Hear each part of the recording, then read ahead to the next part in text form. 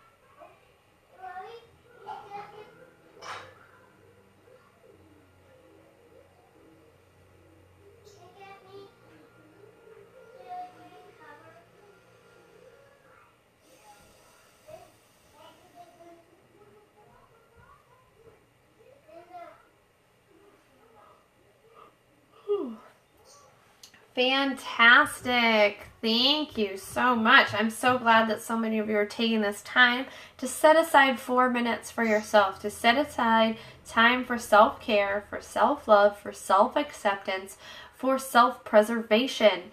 It is imperative that we do more self-care.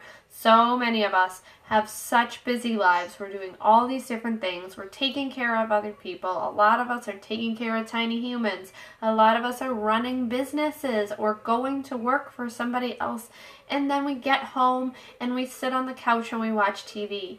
And in that time, we are loading our brains with different things. And that's fine. It's great to unwind. It's great to do those things. But at the same time, filling yourself with TV shows like Game of Thrones or zombie shows and stuff, it's not really helping your brain get out of fight or flight where it's been all day long. It's actually putting it even further into fight or flight, and it's increasing your endorphins to stay in that space. So you're not actually relaxing. You're not actually lowering your inflammatory system, and you're not releasing the appropriate hormones that you need to start getting yourself into the space of relaxation, to start getting yourself into the space of being ready to go to sleep. A lot of people say, oh, I have such difficulty sleeping. And I go, what's your nighttime routine? Tell me.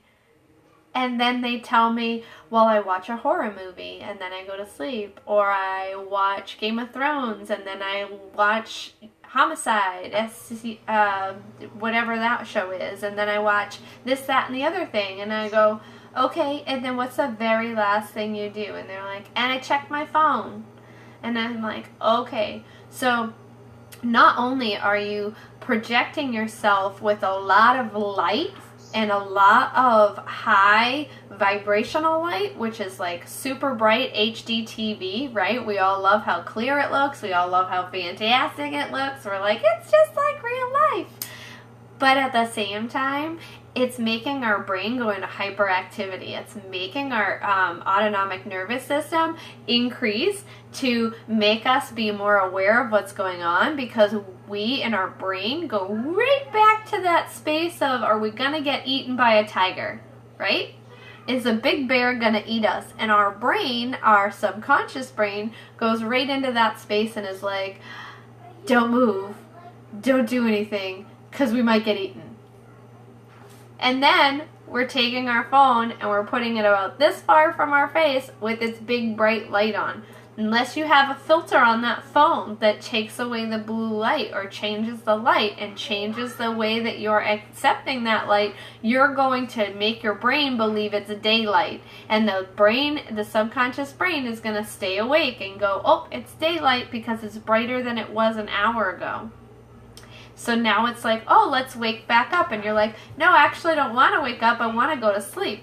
So some of the things that I've been doing, one, I've cut down TV time a ton. I do a lot of reading, and I do a lot of like focus time. So if I'm watching something, it's specific to something. I'm watching something to not only gain knowledge from it, but also like at sometimes, yeah, I'll watch some random show, fine, whatever, but I do it way earlier in my evening. Then when I'm getting ready for bed, about an hour, hour and a half before I want to be asleep, I'm making sure that I'm not utilizing screen time. I've implemented filters. If I have to be on my computer doing emails, I have a filter on my screen that makes the light appropriate so that I'm not going to trigger that space. It's like it's a little bit of a step above your day-night setting where it just dims the light.